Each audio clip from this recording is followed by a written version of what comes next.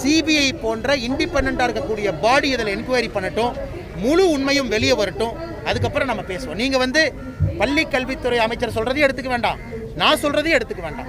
Independent பாடி கையில் கொடுப்போம், அவர்கள் உண்மையை வெளியே கொண்டு வரட்டும். வணக்கம் ஃப்ரெண்ட்ஸ். தஞ்சாவூர் மாவட்டம் மைக்கேல்பட்டியில் இருக்கிற கிறிஸ்தவ பள்ளியில் லாவணியா என்ற ஒரு மாணவி படித்து வந்தாங்க. அவங்க யதார்த்தமாக இறந்து போயிட்டாங்க. இதை எப்படி அரசியல் பண்ணலாம் அப்படின்னு நினச்ச பாஜகவுக்கு அந்த நேரம் தமிழ்நாட்டு பாஜக தலைவராக இருந்த திரு அண்ணாமலை அவருக்கு ஒரு வாய்ப்பாக அமைஞ்சது.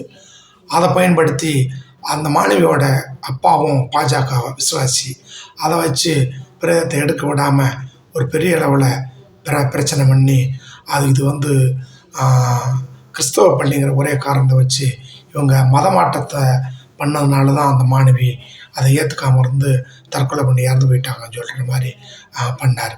அதை சிபிஐ விசாரணை பண்ணால் தான் இதை ஒரு நேர்மையான விட கிடைக்கும் அப்படின்றலாம் சொன்னார். இப்பயும் சிபிஐ விசாரணை பண்ணி சுப்ரீம் கோர்ட்டில் அறிக்கை தாக்கல் பண்ணியிருக்காங்க. அதில் மதமாற்றம் செஞ்சதுனால அந்த மாணவி சாகலை, அவங்க யதார்த்தமாக தான் மன அழுத்தத்தால் இறந்துருக்காங்கன்னு சொல்கிறாங்க. இப்போதைக்கு திரு அண்ணாமலை அவர்கள் அவர் முகத்தை எங்கே வச்சுக்குவார்? இப்படிப்பட்ட வெக்கக்கேடான அரசியலை ஏன் செய்கிறீங்க?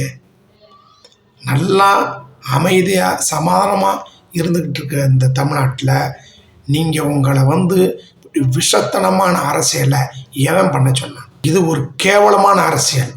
பாஜக செய்கிறது இப்படிப்பட்ட கேவலமான அரசியலை செய்யாமல் இருக்கிறது ரொம்ப நல்லது.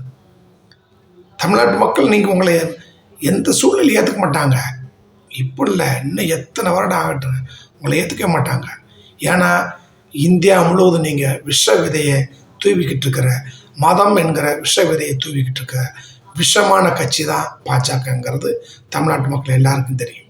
நீங்கள் அதிமுக கூட கூட்டணி சேருங்க, இன்னும் எத்தனை கட்சி வேணால் கூட்டணி சேர்த்துட்டு வாங்க, தமிழ்நாட்டில் நீங்கள் ஒரு சீட்டு கூட ஜெயிக்க முடியாது.